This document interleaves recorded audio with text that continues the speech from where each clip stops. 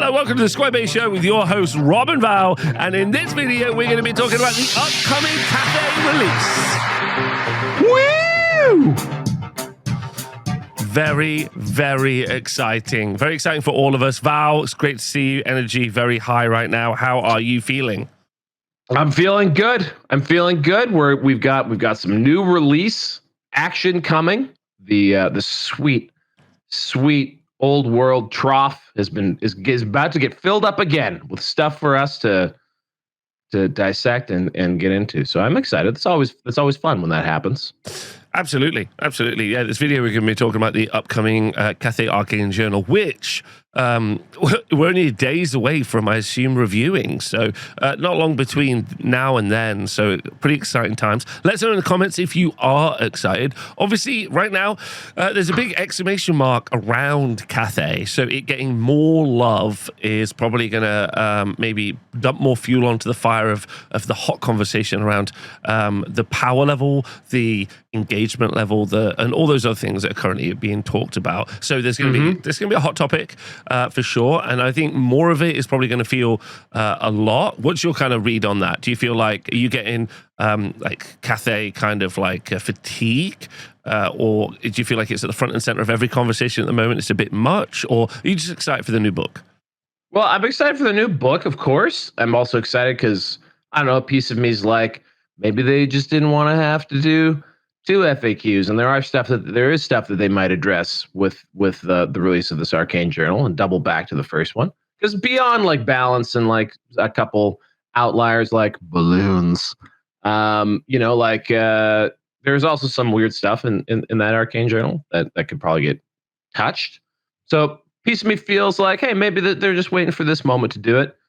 But the other thing is that what we're looking at here isn't like a ton of stuff. Like we've got like an army of infamy. I think it's an army of infamy as well. An army of infamy. Yeah.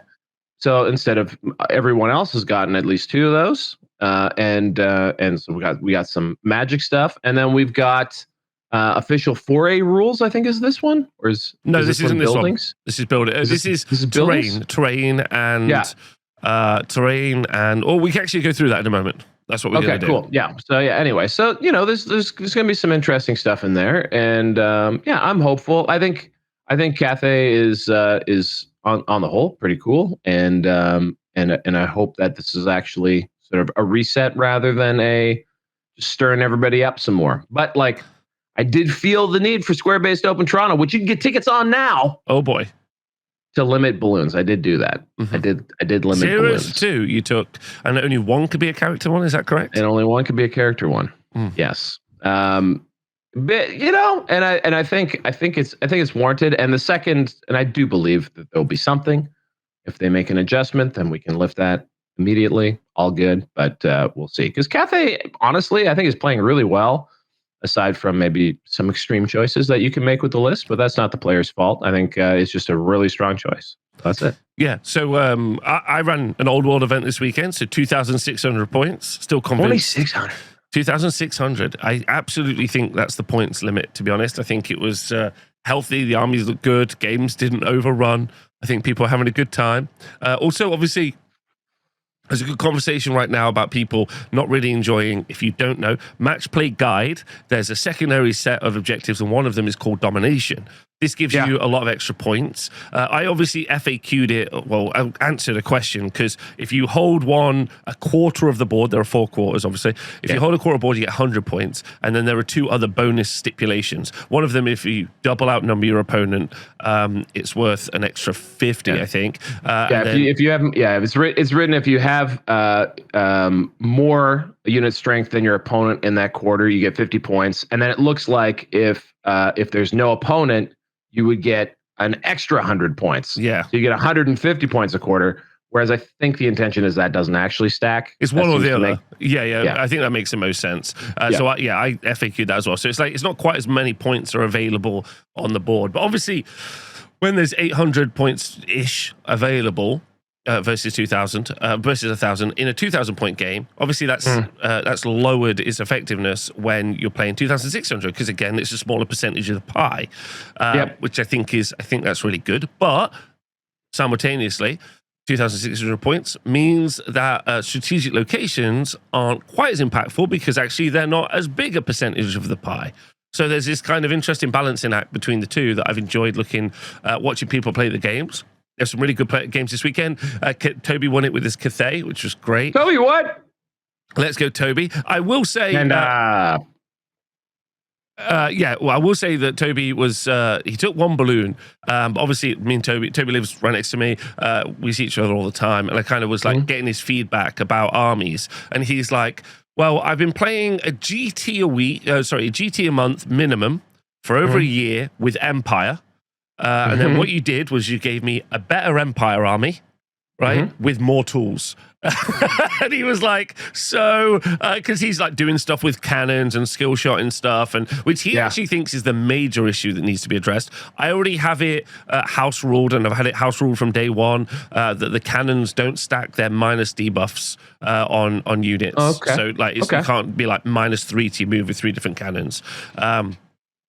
So he had that. He only had the one balloon, and he talked about that, and he said he didn't feel like any of his games would have gone any different, maybe apart from Ed, where he'd have taken the one balloon. That's the only real difference, he thinks. And he said he could have played without it. He would have said that would have been just as fine.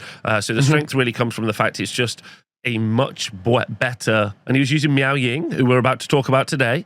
And he's like, he the first time he played it, second GT with Cathay, he wasn't really rating Miao Ying. He was like, I'm not really sure about Miao Ying. Usually this time he was like, same thing, not really 100%. I don't necessarily think she's worth the points in either form, but the utility you get jumping between the two. So I thought that was interesting feedback. But also, it was a very chill event. Lots of players who were just like, hey, I'm just here with my dudes. How's things? And then the only, Ed was also there with his Dark Elf, so I think he was enjoying himself as well. And then it was a good time. We had a good time, bunch of new people, and it was a really fun event. Again, I'm very convinced that this is the best version of the game. Very convinced that the objectives are super useful, like on everything. I will say that the absolute runaway success of the baggage trains every week. So this is my third or fourth match play guide event I've run already. And people turn up and this is my baggage train. They're like pumped. They're like, mine's got mangoes. Mine's actually got a little cabbage on it. Like mine's James Burton. James is great. He's a great dude.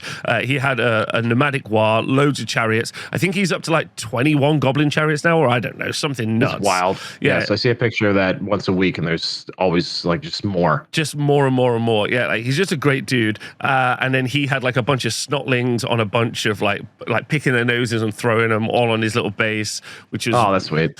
It was really, really fun. So everyone had their own baggage train. So like that's a runaway success, absolutely. And I would like to see them do more of that. You know, even had people like Ian was playing Tomb Kings, in his strategic locations were like little tiny like stone columns that he had. So it was just really cool. So yeah, pretty convinced it's the best version of the game that we can get. And even the toned down Cathay list that I saw Toby playing with, I genuinely thought was fine.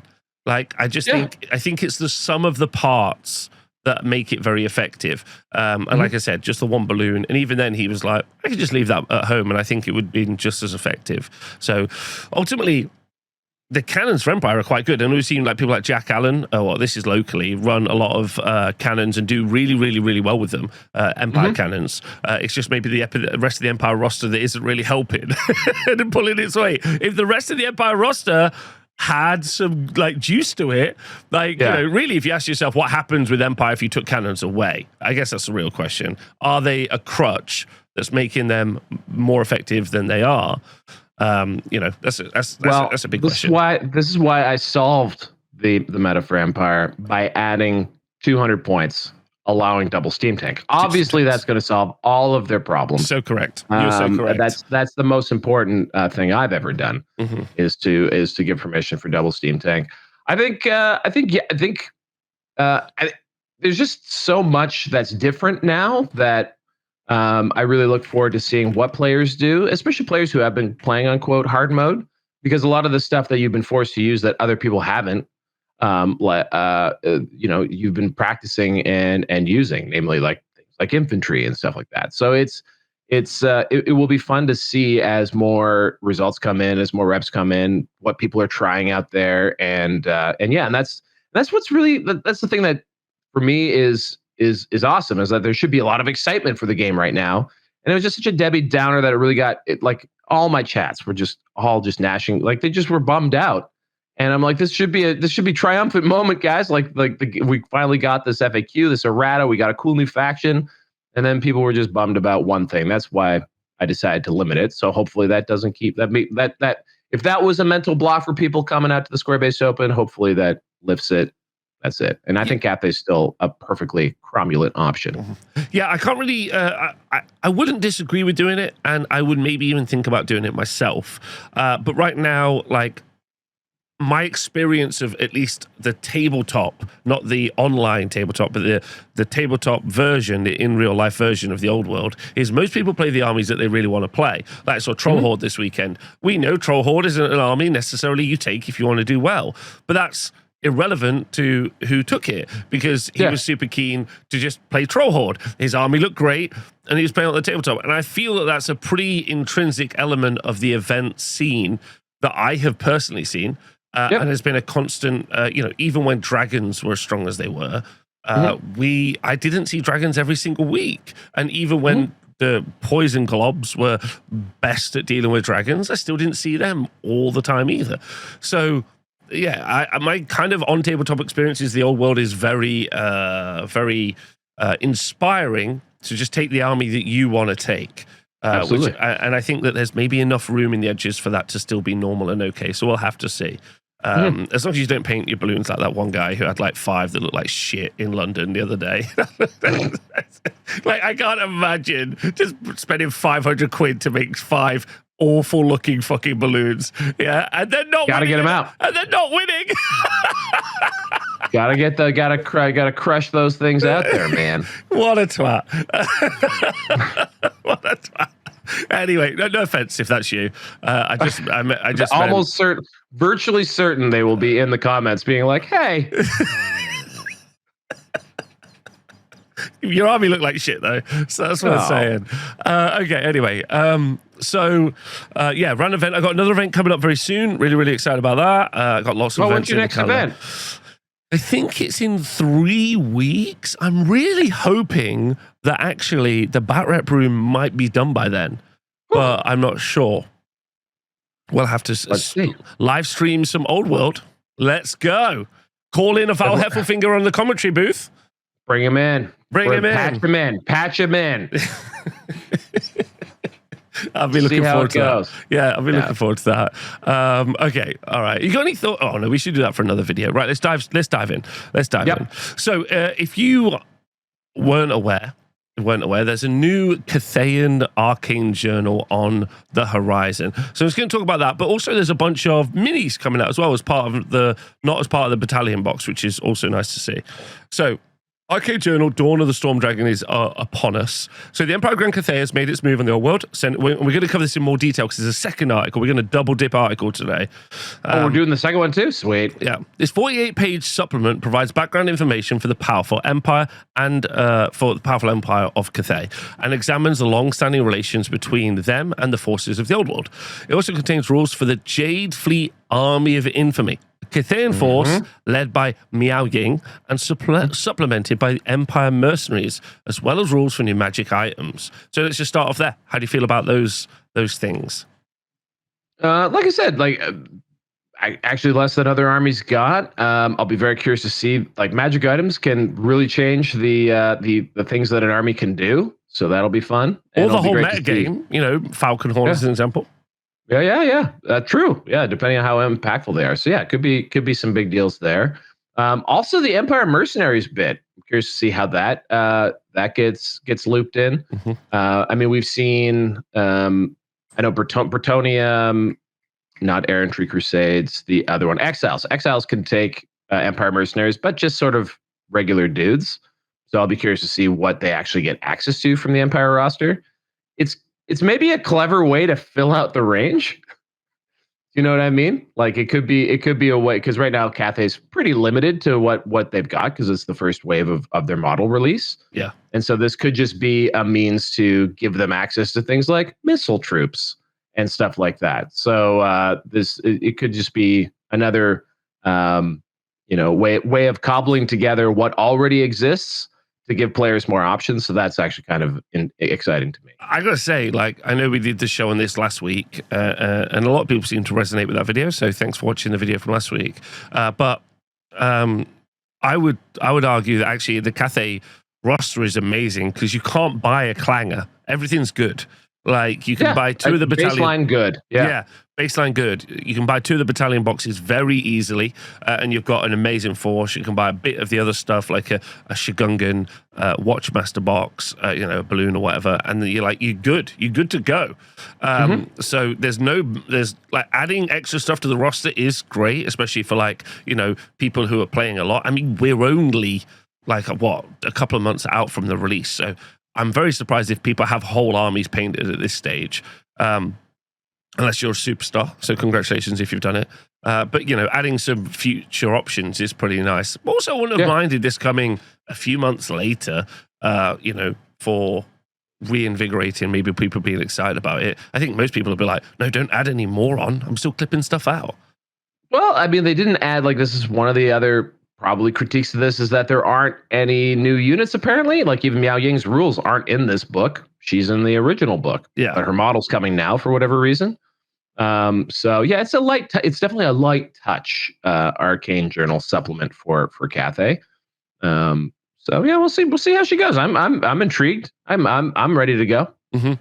So it also contains rules for the J Fleet Army, which we talked about, and as well as new rules for magic items. A War in the Westerland section contains terrain generation. I'm very excited about this. Rules for the Wasteland and Shadowlands, plus a multiplayer games and how to link 3 new scenarios into a campaign with guidance for taking your narrative further. Now, it doesn't say that those are small scale games, but they might be. Maybe that's the other book then that has that, because they did reference specifically the smaller scale stuff. So maybe this is the one that has the buildings rules in it, which I'm intrigued by because I love getting in a building. I would be really interested if it's just those 3 missions that we saw at the start of the year that were released for free, which you covered in a video, and then put into a book. That would be very funny, but a bit cheeky. Might be. The foray missions. So if none of you know what we're talking about, who are watching this video, we'll try to digitally do a link down below. But crafted a bunch of 3 missions that you can play kind of in sequence with some terrain guidance and some other stuff, and they're either free online for you to pick up, or there's some cards that we sell. But like those, I am surprised at how popular that was. Like all of my events for that have sold out. And you played it the other day. I played my first foray, 500 points as a sort of an intro game. So a lot of folks are like, hey, what do I do to teach people the game? And Rob really keyed on the 500 points thing and was really excited about foray. And I was like, great, go for it, man. Do your thing. And I finally actually got around to playing a game. And it was shocking to me how much of a game you have there, that there is there to be played. So it's a great game to play. Obviously goes a little faster. It's a great way to intro people. It's very achievable to get to. So that really small point scale does sort of change up what you're able to bring. It was actually way more engaging and fun than I ever gave it credit for. So I'm pleased and look forward to my next chance to try it out again. I love that. But yeah, no, it was good, very good. I also like the idea of campaign stuff as well. I like the idea of units leveling up. And also, it's pretty clear that the overarching methodology of SDS is moving towards Necromunda campaign style stuff, as well as them being war games. So, in your history of playing the war games and the tabletop, yes, boss, have you ever done a narrative campaign? I've done a campaign, and I guess it was a narrative campaign, yeah. But we played it like match play. Okay. So, all right. Like, we were just playing through the story, and then it turns out that, unfortunately, so many of those missions were just so garbage, it was, like, worthless playing. So, like, it wasn't the campaign that threw us off. It was and again, this is early AOS, where there was really not a lot of work put into some elements of that. So some elements of that were like the idea of playing like a linked series of stories and like there being like these things was really good and worked okay, but the actual missions themselves made them like, because they're like, they always do like, okay, campaign 1, 1,000 in the middle versus 5,000 around the edges, and you're like, no, that's no. Like, why don't we just start with basically a pitch battle? Then maybe there's some of the campaign roll in. Maybe you can make the scenarios more complicated in the future. Doesn't need to be this insane, right? Scenario 1, get a 4-foot castle. Okay. These are the 17 pages on castle rules. You're like, nope, not that. So yeah, have you ever done one? This is why I brought it up, because I love the idea of it, and I've never done it. And I think we've talked a little bit about like finding ways to like have either an overarching story like linked together, like the games that you play in a tournament or something like that, or actually doing a narrative style tournament, or what have you. But even amongst pals, like I usually just play sort of one-off games, and the idea has always appealed to me, but I've never actually gotten over the hump and like organized it and sort of committed to a series of games. So yeah, it's interesting. In the comments, what was your favorite campaign experience? Because people who do run campaigns, like with friends or at clubs or whatever, they always love them. And yeah, so I'm glad to see that it's finally getting some support here, because there's always a lot of chatter about how this is supposed to be a narrative game, and there hasn't really been a lot of like campaign narrative content for the game yet. So this is our first real one. I think we've had those one-off sort of historical scenarios in each of the Arcane Journals, but an actual like commitment to one, I think it's kind of neat. Yeah. So hopefully it's cool. I agree with you 100%. Okay, so we're going to go through like the story in a moment of like what is happening and why Miao Ying is going over to the Empire. Before we do, you can see that actually also very on order soon is going to be Miao Ying, the Storm Dragon. Val, are you likely to be picking this up? Oh yeah, I'll be picking her up. I'll round out the old Cathayan collection with a Miao Ying for sure. I need everyone in the chat to, and also in the comments, to hit me up with the classic smash or pass. So this is how we do this. So you're going to do a smash on Miao Ying. That's the plan. Smashing it. I just noticed that Miao Ying in dragon form has a delightful mustache. Oh yes, a little some tendrils. Missed opportunity that she doesn't also have a mustache in human form. I think that could have been something. That would be very good. So Jade Warriors, but released individually. You don't need any more Jade Warriors right now. Definitely feels like the Sword and Shield version's superior to the Halberd brothers. Yeah, the Halberds don't have a shield option, I don't believe. So yeah, so they kind of take a back seat to the sword and board. I think good for Jade Warriors. I might be tempted to get some more Jade Lancers. Because there are some builds where like that's what you take in your core. You take like a big brick, ambush them, and stuff like that. So I might do another round of Jade Lancers. I don't know. I have one battalion box, and I basically have one box of everything except for balloons. I have 2 of those. Oh. And so that's such a good base to just like figure out stuff and learn the army. I don't know if I'll necessarily jump on anything other than Miao Ying here. Important to note, thank you to Legion of the Bland in the chat, Eastern dragons have mustache to show magic power. They don't use wings. The bigger the mustache, the more powerful they are. Because Legion of the Bland... mustache. Yeah. It's a big mustache. Powerful. That's powerful. Magical. And I can't wait to see other... I wonder if this will stay consistent in their design language. Yeah. And maybe the close combat dragon will be a little less mustachioed. Yeah, and what are they trying to say with the smaller mustache? Who knows? It's a mustache man. So there's also the Grand Cannon and Fire Rain Battery. So I actually will be picking up 2 boxes of these, specifically because I want to do triple Fire Rain. Now, they're not good, and it's because I'm trying to make people locally do 6 mortars for Empire, my dream. My version is going to be taking all of the Fire Rain all of the time, which I think would be a fun list, and also would just warm my little Chaos Dwarf heart right up. Yeah. Now these are 2 per box. Like they're almost certainly going to be 2 per box. So you'll have a total of 6. Oh no, are they 2 per box? Yeah, they're going to be 2. They've all been 2 per box. Oh yeah, they are. Yeah, okay. No, I wouldn't. I'll only pick up 1 box actually, so I'll just get 2 more because I have two of each. So I want. Did you? Apparently, it's fairly easy to set it up so that you can swap the cannon out. Is that true? I do not believe that's true at all. No, unless you're better builders than me. For people who have built Cathay models, mold lines are atrocious. Build instructions. SDS seem to definitely be going down a route of making build instructions complex and unnecessary. And also the cuts. The cuts are unnecessary. There are too many pieces. I'm throwing it out there. Well, you got to cram everything onto those sprues, man. They're not that how much crammed. stuff is in there. Not that crammed. Okay. I don't think. I don't know. But I think what people are really excited about, the Cathay transfer sheet. Hello, sir. This is an SDS special. It is. And like the battalion box one is already pretty awesome.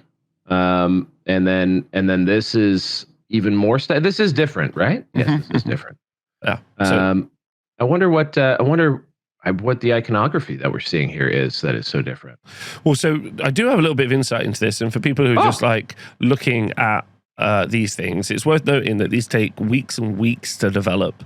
Because I happen to know some artists who've worked on these transfer sheets before, and they take a lot of time, a lot of energy, and also making sure they're canonical in their design and stuff, because SDS definitely moving towards that almost historical style war game energy, where they're like, here's all the icons and things that you need to make your lore accurate stuff. So it's nice to see. Also, the release. Oh, go on.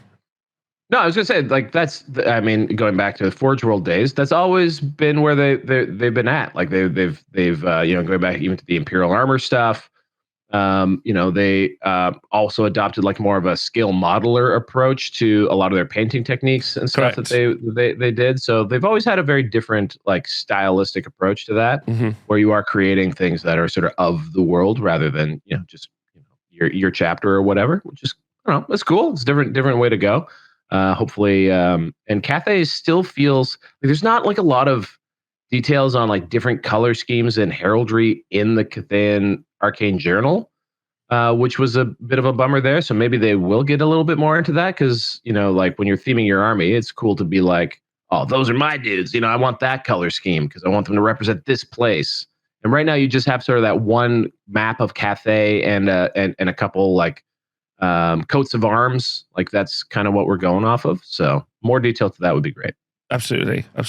Also, we are seeing the Praeton finally released. Wood Elf players finally rejoicing right now. Now that's the game changer for them. This is it. This is what they've been waiting for. The gloves are off.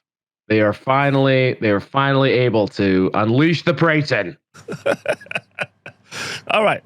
So let us know if you're picking up any of these things. However, we did get an Old World Almanack, which is very exciting. And what prompts the stoic Miao Ying to travel to the Old World? Because it's actually a big deal. I'm just going to take a moment to consult the map, although this is going to take me a moment to set up. So where, Val, roughly, it's quite a trip, the Cathay over to Europe. Yeah, I mean, it would be a bit of a wild ride, wouldn't it? They'd have to. I wonder if they will detail exactly how they do it. I guess they'd have to go down and around. Have to come down and around through underneath the Southlands. Well, they do cover. They take us through it in the Almanac. But if we take a zoomed out shot of the Old World map, over on the far right side here is actually where we see, so actually it's in the south right, isn't it? Like south right? That's not correct. Southeast. Southeast section is where the Cathayan area is. So they're over here. This middle, infested by Chaos Dwarves. Disgusting Chaos Dwarves. Further to the north, we have like Chaos, and also Ogres are in this kind of bottom east. Yeah, that's correct. We have like this is our main area normally over on the western side here, and they travel from here basically not the whole map because there's Ulthuan further to the west, and then you have like everything where the lizard men are even further to the west. But it's quite a journey, is the point. Yeah, and so on this, Grand Cathay is on the eastern side of the farthest east mountains. And what's interesting, like I was thinking about this recently, is how they have, as they've added new factions to the game, they've just sort of been going further east. Like that's how they've gone because obviously the first army added back was ogres, who are in, well, I guess the Great Maw is in the mountain chain on the eastern side of this map. The Chaos Dwarves are obviously in the wasteland in the middle there, and now Cathay east of that. So you can sort of see them filling out the big continent as they've added some newer factions, which is kind of neat. Yeah, it's neat, but it's worth just noting just like the sheer scale of the journey that they've had to take, which has been pretty prodigious. During this journey. So, unless perhaps they use some magic, but I guess we're going to find out. Okay, so Miao Ying is the Storm Dragon, the oldest surviving daughter of the Celestial Dragon Emperor, and one of the most powerful figures in the entire world legend. She is the ruler of the northern provinces, the center of the Great Bastion, and the matriarch of the forged city of Nangao. Nangao. So yeah, there are. So she is not like the de facto ruler of Cathay. Which some people maybe don't know. She's actually the child, or one of the children of the rulers, and is generally fighting against the chaos, them damn chaos people. Can we shout out those junks in the background, like the ships that they're coming off of? Those are sick. So you're telling me you want there to be a ship-based all-world game? That's what you're saying? I could get behind a what was before Dreadfleet? What was their battlefield? Man of War. Man of War. I could get behind it, man. That is totally like before Mordheim. I could totally see a Man of War reboot. That is something that could totally happen. Before Battlefleet Gothic, that is such an SDS move to bring back Man of War. Battlefleet Gothic is rumored to be very soon, actually. But yeah, that's a rumor currently going around. But Botools. As a Nelson fan that you currently are, you want some Botools? Botools? I love Botools. I love naval engagements. I play all of my naval battles in Empire Total War. I'm a Botools guy. Love to sail. So yeah, some weird Warhammer fantasy seafaring is cool to me. I like the idea. And it's really great for the world building of this thing, right? Because obviously being ocean going is a big deal when you need oceans to get around. So it's a whole part of the world building that doesn't get touched on a ton. The question from me is would you please join me in doing a Square-based Botool channel if Man of War does come out? We will be the first Man of War channel to and only Man of War channel. Actually, in the dark times where there was very little content between games, there was someone who had an excellent Man of War bat rep that I watched at least 15 to 20% of. So it does exist. It does exist out there.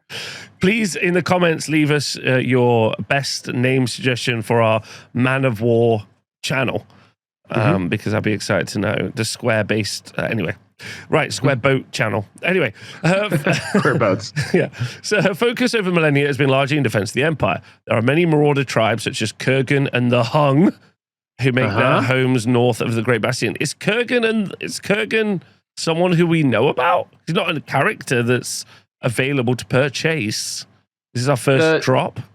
The Kurgan are referenced in the Warriors of Chaos Arcane Journal as they're sort of like they're one of the clearly cults of chaos that aren't like explicitly the cults of chaos. And the Hung though are different. Though I don't know if they've been mentioned yet. But the Kurgan are like I don't know, they might be the Slaaneshi vibe or they might be the Khorne vibe. I can't recall. But yes, they are one of those. Now I just picture some Cathayans on the Bastion wall looking over the side at some naked savage Northmen running at them, and one of them being like, "Look at the size of their dicks!"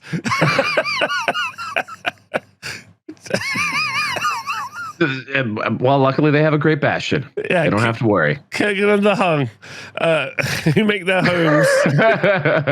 their homes north of the Great Bastion, a huge and ancient fortification that has guarded the northern border of Grand Cathay for around 4,000 years. So would it be fair to say or describe Cathay, again, for people who haven't been reading up on the lore, it's effectively like an encircled city-state, right? Like, it is literally a walled-off nation surrounded and beset on all sides by enemies. Yeah, but because of their actually, much like geographical China, because of their excellent geographic features, they've got an ocean to one side, they got some really impenetrable mountains to another, and they built themselves a mountain to the north. They're actually well defended, and I think they also have been able to fend off chaos quite well as well, unlike their Western brothers and sisters. Okay. Yeah, they have. They are beset, but they're doing all right. These Marauder tribes, sometimes accompanied by the dark forces, yet periodically assault the bastion, which in turn is garrisoned by tens of thousands of seasoned Jade warriors. Miao Ying, whose stronghold is Nangao at the western end of the wall, has rarely stepped away from a station, taking defense duties serious as they demand. Because there's several of the children, right? One went mad. Went into chaos. Yeah, one of the children decided that they were going to take it to chaos, invaded in the chaos waste, became corrupted, went mad, returned to Cathay, and then died. Sorry, spoilers. And now is, but through like some magical transmogrification, became like the dragon of the land, and is like Cathay has got the spirit of one of the children. So chaotically imbued. Interesting. Yeah, I do have a pet theory that the Cathay, because they're doing so well against chaos, says to me they're probably just chaos. That's the way it's got to go, right? Oh, really? It's suspicious to me. That's the way it's suspicious to me, man. They're too pure. They're too pure. Okay. So this is what makes a military expedition to the old world so remarkable. Unlike her sister Yin Yin, the sea dragon who roams the far wides across the oceans of the world, Miao Ying is honor bound to stay at her post. Indeed, in the months and years before they eventually decide to set off for the old world at the head of the Jade Fleet, an army of Great Bastion veterans, she has noticed a considerable increase in marauder attacks. So someone has pointed out that they think that this element here is the writers being like, narratively, it's almost like a bit of shade being thrown by the article writer being like, well, if you're honor bound to stay, why would they ever leave?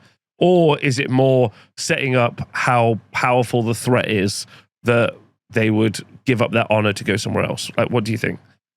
Yeah, I mean, I don't want to ruin the magic of it, but often, it's models first, then lore. So they needed a reason. This is the dragon child that they have, and they need a reason to get her there. So this is they have to provide some sort of narrative foundation for why she would leave her post. She's supposed to be in the Bastion. So here we are.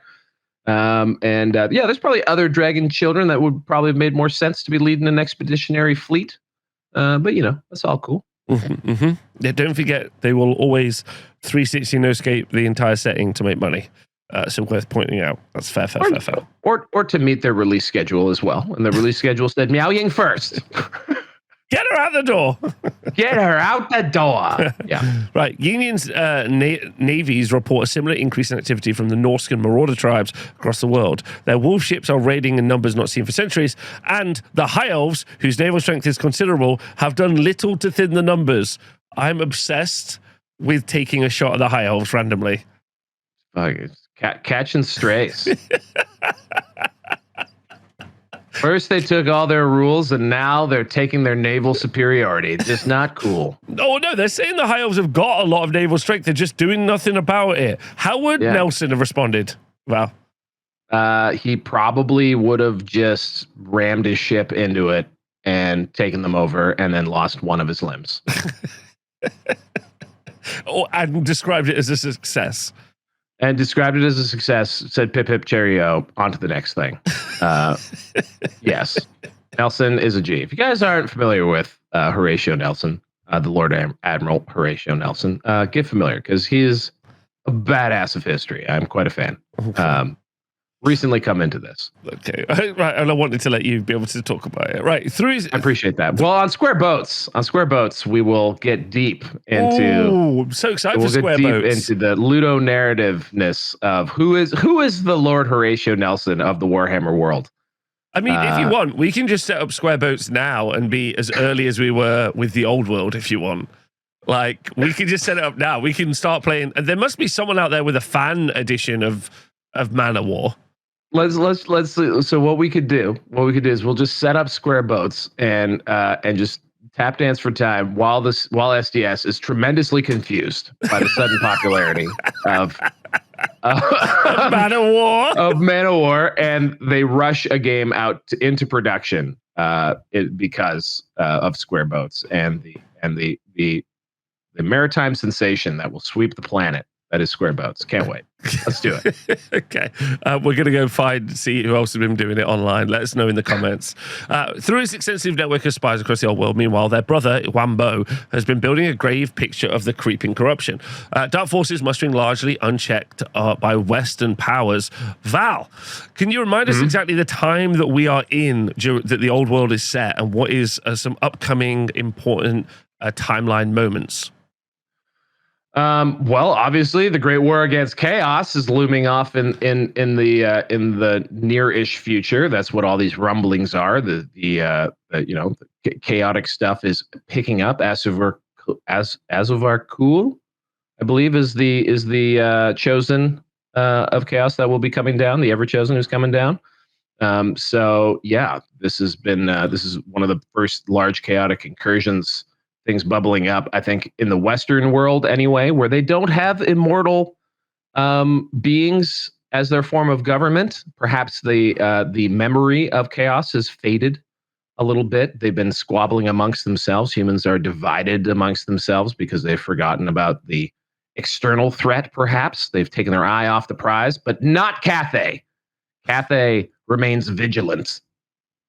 Yeah, they do.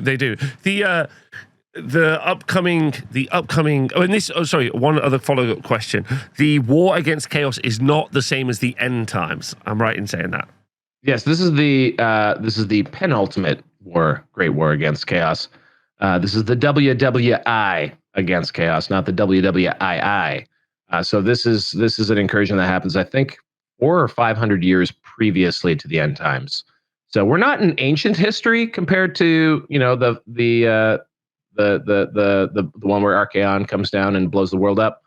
But we are, quite a bit in the past from that, and coming out of a period of relative, I think, stability vis-a-vis chaotic incursions. Okay, great. That's great to give us some context. So we are about to have like a cataclysmic war, but it is not the war to end everything.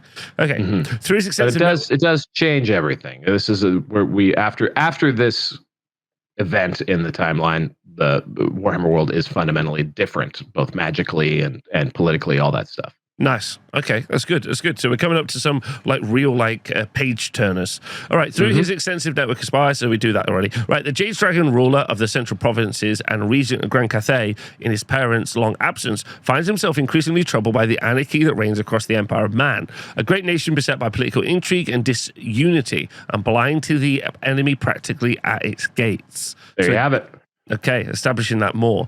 Likewise, he has noted the woes of the Kingdom of Bretonia against resurgent orcs and goblins and all-around indifference of elves and dwarves in response. He sees clearly the action must be taken to defeat the inexorable growth of chaos in the West, and he petitions his sister to intervene.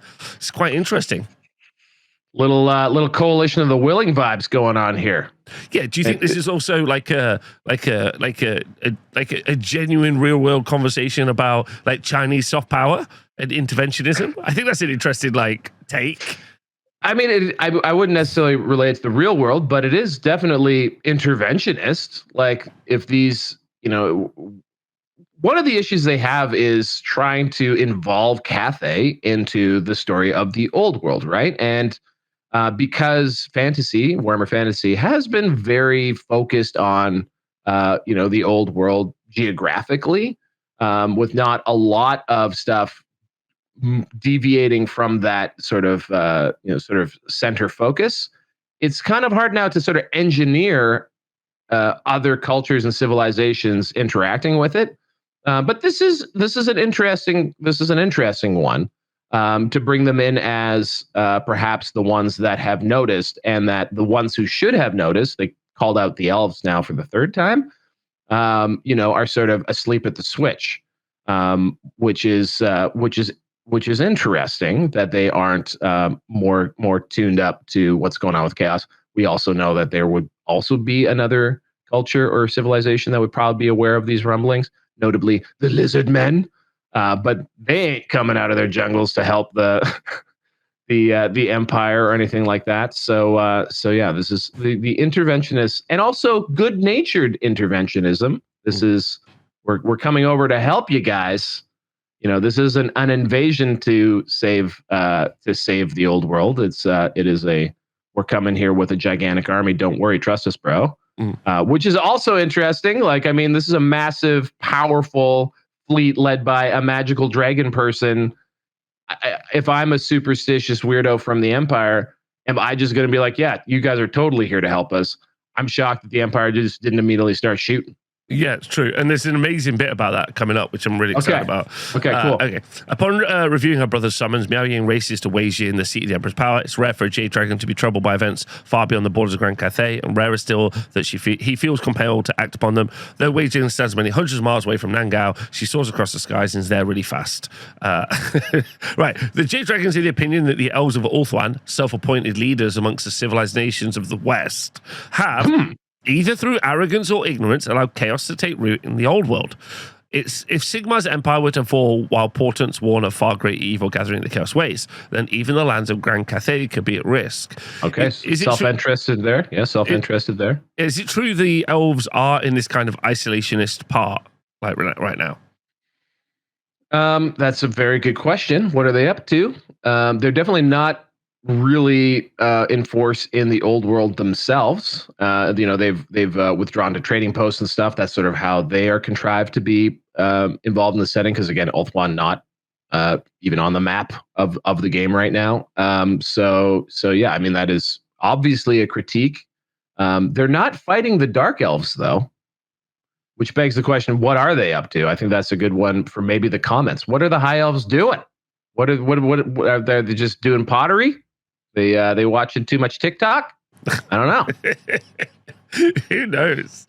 Right, Miao Ying is reluctant to leave the post appointed to her by father. After a lengthy debate, she agrees to lead the warriors of Nangao to the old world if her brother promises to keep a weather eye on the marauder tribes that dwell in the frozen lands to the north of the Great Bastion. And upon the magistrates, she leaves in charge of Nangao. You guys just watch this shit for me. I got to go deal with some dummies in the West. Hot take here. Just FYI. So there's an art shot, which is obviously probably coming up for the upcoming book, of a two-headed chaos dragon against Miao Ying. Now, one of the things that has been true from the Arcane Journals is there have been lots of artist renders of models before we've seen them released as models. Is this a bit of a teaser? Considering there is no official chaos dragon, you might be onto something here, pal. Yeah. It could be Galrock. That's not Galrock. Is it Galrock? Have you read ahead? I don't know. No. They say nothing about the picture. It could be Galrock, but it could just be, like you said, two-headed chaos dragon for sure. Yeah. So either of, but that might be a little bit of a spoiler, a bit of a teaser, and I'm really hoping that is, because that's awesome. Yes, I would love to see. And also, this is cool because you have the East versus West dragon styles here. Yeah. That's kind of a neat thing. It's very cool. Okay. Upon a return to her home city, she orders the noble families from the surrounding lands to raise the fresh regiments of Jade warriors and dispatch them to the Great Bastion. This fresh crop of recruits frees veterans from the northern border battle hardened in the endless war against the marauder tribes to accompany Miao Ying in her journey to the old world. By the end of the summer, the army of the Storm Dragon is ready to sail. And there you can see great art, great art. The first triumph is upon the Sea of Claws, where her fleet wins a crushing victory against a tide of Norscan raiding ships who are totally unprepared for the aerial fusillade from massed sky lanterns. We're not alone, guys. We're not alone. The Marauder tribes suffer too. Broader tribes, your local tournament gaming scene, everyone everyone is suffering from mass sky lanterns. The situation in the Westland is dire, however, and the Jade Fleet is met with signs of destruction along the coast. Abandoned villages, ruined forts, wrecked ships abound. The raiders are clearly winning. Now, not to bring up mine and yours small obsession with both supply lines and general infrastructure challenges of the old world under constant battle, but that's a long time to, that's a lot of area that's been raised. I do always worry about population stability and also like repopulation of certain areas after like big mass events like this. Like Ireland, as example, after everything the British did to them, didn't recover their population for a very long time. Same with the French after Caesar. You know, who suffered. It takes a second to wreck it, but it takes time to build. Thank you, Beastie Boys. It is one of those things, and as we detailed in our lore deep dive on the chaos, the Warriors of Chaos. The Empire. Ironically enough, we called out the fact that the Empire seems to have a problem with too many ports, just docks, places for marauders to neatly land their ships and just walk to where they want to go. We said we should burn all those things, take them out. The raiders won't be able to get on the land. But now we got friendlies inbound. They could use those ports to get their ships on. So the Empire is in a bit of a conundrum here. Do they burn their? Do they just get rid of all of these things that people are landing on, or do they let these friendly invaders come? It's tough. Definitely challenging. Tough call. It's tough. The Jade Fleet arrives in Marienburg. This is my favorite bit from this whole section, by the way. Yes. The Jade Fleet arrives in Marienburg in grand fashion before the stunned crowds gathered upon the great docks. Whole regiments of Jade warriors disembark behind them. Towering forms of terracotta sentinels stir to life while sky lanterns descend from the skies. Like, I'm a turnip-eating empire fella, yeah? I've turned up with 2 teeth and some dreams to see a boat coming to sea. And this is Marienburg, though. They're a little more worldly. They you know, it's the Amsterdam, I think, of the old world. So, you know, they wouldn't necessarily. I would just be concerned of giant towering sentinels and airships suddenly just strolling into my town. Okay, all right. I'm just saying the sentinel. I would be like, what the hell? Right? Okay, yeah. And then I would be shouting about my cabbages. I'd be immediately moving my cabbage cart to safety. If you get cabbage is safe. The people of Grand Cathay are not unknown to the old world, though few people understand the true might and extent of the Celestial Dragon's empire. The major port cities, Marienburg among them, welcome their fair share of Cathayan merchants and diplomats. To these foreigners, a rare enough sight to inspire wonder and suspicion. At times, the Celestial Dragon's children have ventured off. Right, so, but a full expeditionary force, that is unheard of. So this is an unheard of movement from Grand Cathay into the West. And like this is just I'm gonna need, like, obviously this is the Warhammer community article on the Almanack here, so we don't know the provenance of it. We don't know who's writing it. It might be from the desk of STS itself, but again, an expeditionary force is an invasion fleet. I mean, that's what this is. This is an invasion fleet, right? I want to hear who sweet talked the Marienburgers and being like, just chill. All right, we're here to help. We're here to help. We're from the far west. You haven't heard of us or our incredible technology and magic. Don't worry about it. We're just here to deal with the dudes who burned your boats. Don't worry about it. Mm-hmm. I would think the Empire would respond with more suspicion. So maybe Magrietta here, who's one of the challengers to the throne of the Empire. Maybe she thinks, wait a sec, this might be my ticket. Suddenly, there's an army here that allying herself. Interesting. Maybe this is the way. This is the way that she gets a little hard power to improve her chances of winning the great game. Yeah. But also maybe Miao Ying just has like a pocket full of diamonds and is like, well, these let you shut the fuck up. That could very well be. Or like one junk just filled with cabbages. Yes, finally, someone's the currency of the old world, cabbages. All right, we trust you. We trust you. Okay. Yeah. So what's interesting is, again, that we are seeing this answers a couple of questions, right? Because actually, if you center any conversation around battles with Cathay around the Cathayan region, there's a couple of problems. They are surrounded by ogres and chaos dwarves, as well as undead. And there are to the north, there's also obviously chaos. So any battles around there, they're like, well, don't, because those are legends and currently not active in the game. Right now, right? Yeah. So they're like, this is interesting. But bringing them over to Empire allows them to kind of put everything in there, which is also, I guess, we get to concentrate everything, a kind of like a world meetup. Like if in second edition, as an example, we were to get things like lizard men, maybe, or dark elves returning, then maybe they could also take boats, allowing there to be a Man of War game, FYI. It's already in production. It's already being made. But allowing those armies to travel over and kind of centering the whole, how did everyone end up in one place for a battle kind of, convo. Yeah. Or they could give us what we really want, which is immortal empires. Like I think the Total War game, I think, really demonstrated the fact that there is, in fact, a tremendous amount of narrative space. One might say an entire planet's worth of space to create stories and show battles and things like that. One bit of, I would say, disappointment is that, like, rather than centering, and maybe we'll see in the Great War as the Great War Against Chaos unfolds, maybe we'll see how that Great War Against Chaos unfolds versus the Cathayan side of things, because they also have a northern exposure to the Chaos Wastes.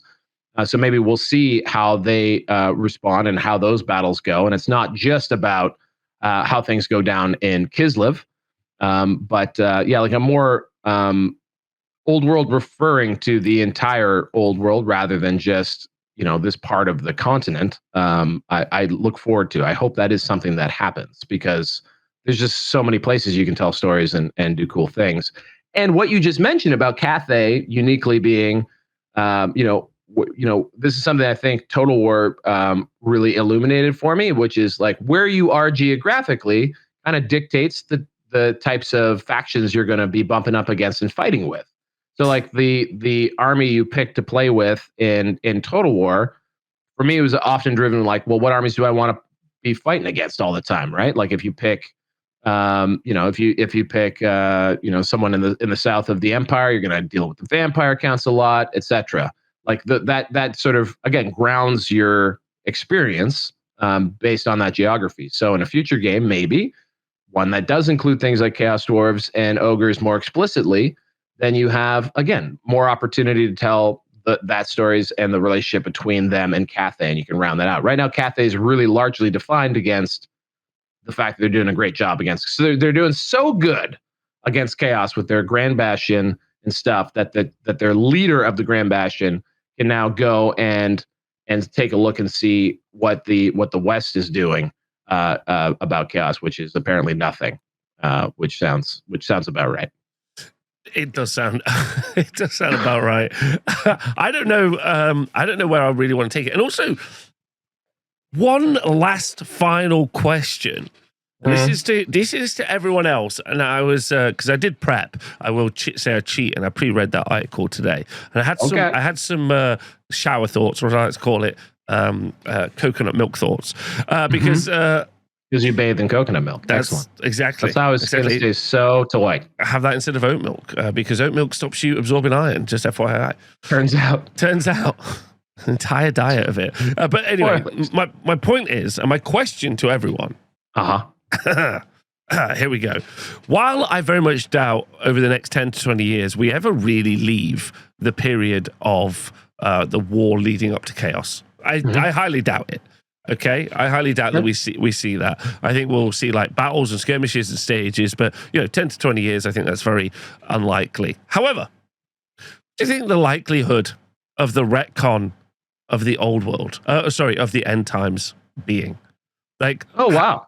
Like, now I know that we are, like you said, in basically prehistory before that far history. But it does, when I was reading through this, the drama of what was happening with Cathay, I was like, oh, it doesn't really matter because it's all going to blow up. It's all going to die. I asked myself that, like, and sure, like, they're all amazing stories and they're all interesting, but like some of it feels fruitless when we know that the end is everyone just dies because of stupid Manfred. And not just Manfred, but also who's the guy with the Balthasar Gelt? He does something bad, I think. I don't know. I never read the end times. I did. Yeah, I know you lived it.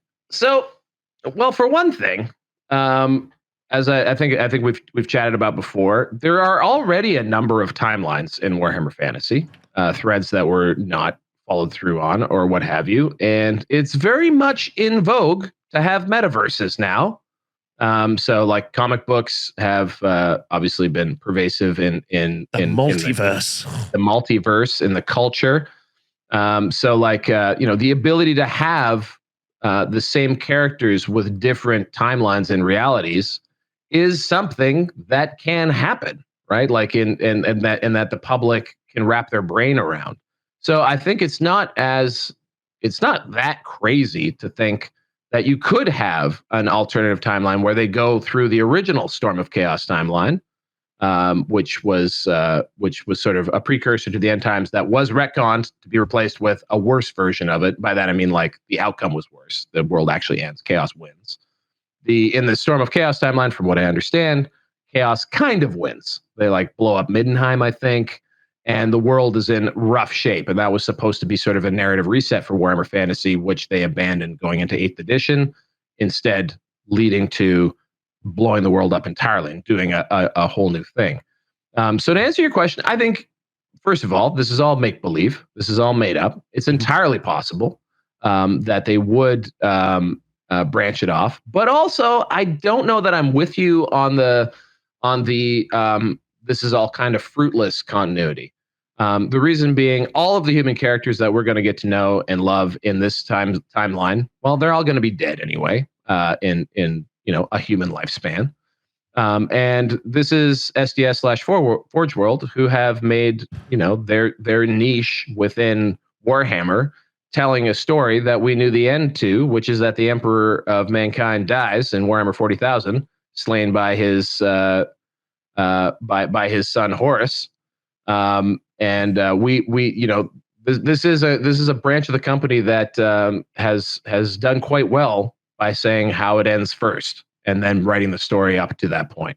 Mm-hmm. So I think it's fine. And maybe parallels our real life timeline as well.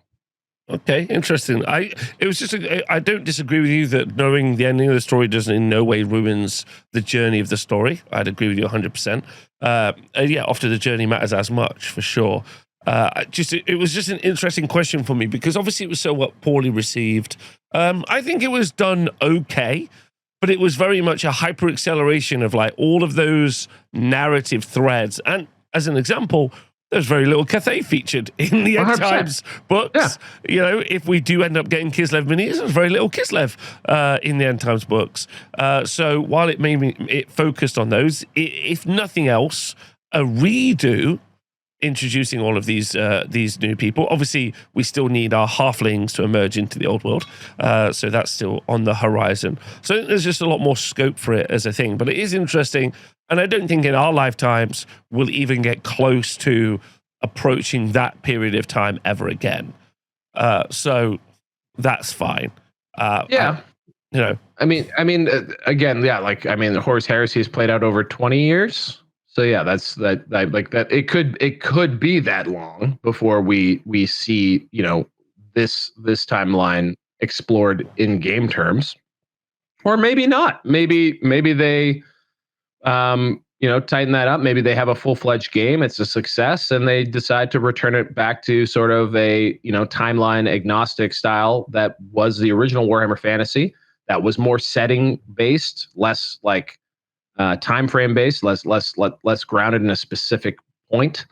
Maybe we don't know where it goes. I think that just depends again on how well the game is received, how popular it is, and how much effort they want to put into it. We still haven't seen any real Black Library support. Maybe that kind of stuff is coming, but how much they get into it, it will remain to be seen. But I honestly like the idea of saying that anything is off the table or anything's impossible when we're talking about a company that's going to grow and change and their priorities will shift. Who knows where it'll go? And I'd say anything's on the table, and especially too even if they adopt a more like pulled back view of Warhammer Fantasy and the old world, and that one day it's not so hyper focused on just this one region of this planet. Like there was this horrible line that was in one of the Cathay releases, almanacs, which was, Grand Cathay is like an area unto its own. We could spend, we could spend an entire game just exploring it. Of course, we won't. With something like that, whereas why wouldn't you? We're talking about books here. Why wouldn't you want to explore that and tease out all of the cool things that could be happening there? And I think that to me is more the hope that as they write this history in detail, this past history of Warhammer Fantasy, that now there will be the future timeline will have things that are missing, and that will provide a reason to continue pushing forward into the future to say okay, now we have all of this, we have so much more detail. We can now tell stories about what Grand Cathay is up to after the first Great War against Chaos. We can tell stories about, any number of factions that may or may not appear here. Or we can go back in time. We can go to the Vampire Wars. We can do, whatever. There's just so much room to explore and have fun. So yeah, I like the idea of centering different races. Like there's a really good series of 40k books, The Beast Arises, which is kind of like before they're 40k, they're actually kind of just post-heresy, actually is a better description for them. And they really center on this orc presence.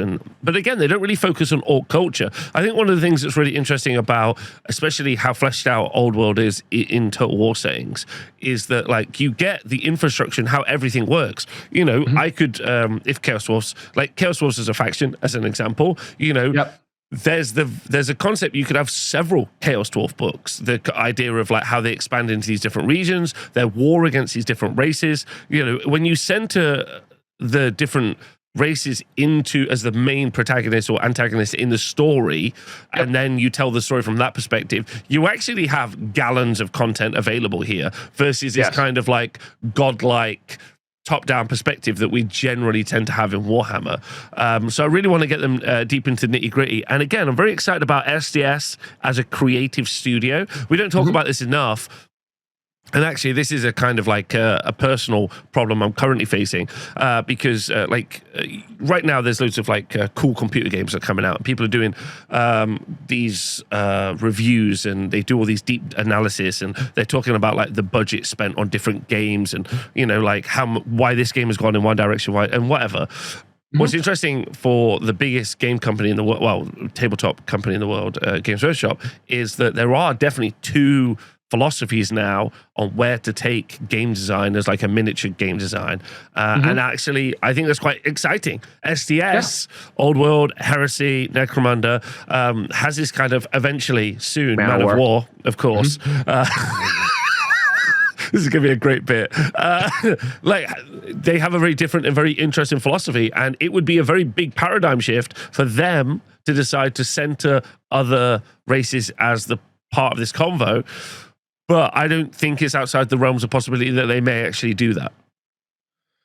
Yeah, which is I wholeheartedly agree. And also I think maybe something demonstrated is that they are much more, as a company, much more interested in IP and licensing that IP, being able to develop that, and you just trade on that, sell it, lease it out to people. Obviously, the Creative Assembly deal was probably lucrative for them. They had this screaming success with Space Marine 2. They just announced Dawn of War 4. There's no reason why too that as they expand on this setting that other modes of getting into the old world, like Vermintide was an amazing piece of world building.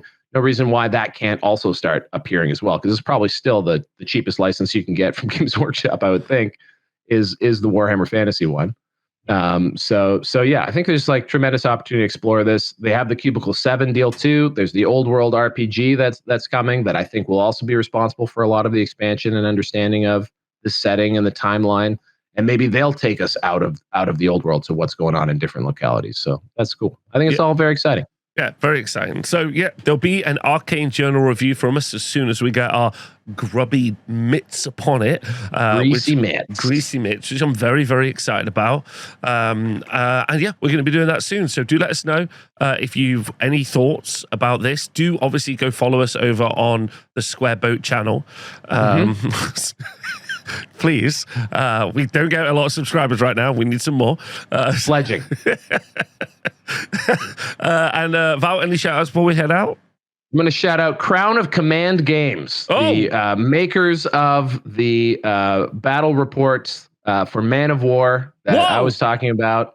And they are actually pretty girthy channel. 10,000 subs already. Maybe we should get them to shout us out. But really vibrant, old, like they're just fun to look at. So yeah, check it out. Crown of Command, Man of War battle reports. The most recent one, 8 days ago. 8 days ago. 8 days ago. We thought we were in front of this. We thought we were. Oh my God! They have a section called the Splatter Natter. I'm in. Hey. Dude, the actual, the thumbnails of these are fantastic. Right? These look great. Very, very much red period Games Workshop vibes coming here. A lot of Goblin Green, even on the Man of War ones. If any of you do head over there and leave a comment, do say this is from the Square Base Show. Let them know where you came from. Okay. Yes. Don't hide from it. But yeah, that's very exciting. Okay, cool. It's been lovely talking to everyone. It's been lovely spending some time with Val. I hope everyone enjoyed the video, and I will see you all very soon with some Cathay rules. Take care of yourselves. Stay Square Basing. Make sure you get your models on the table. Go play games. Go play games. Go play games. Sign up for the Square Base Open Toronto, October 17th and 18th, 18th and 19th, something like that. Bye.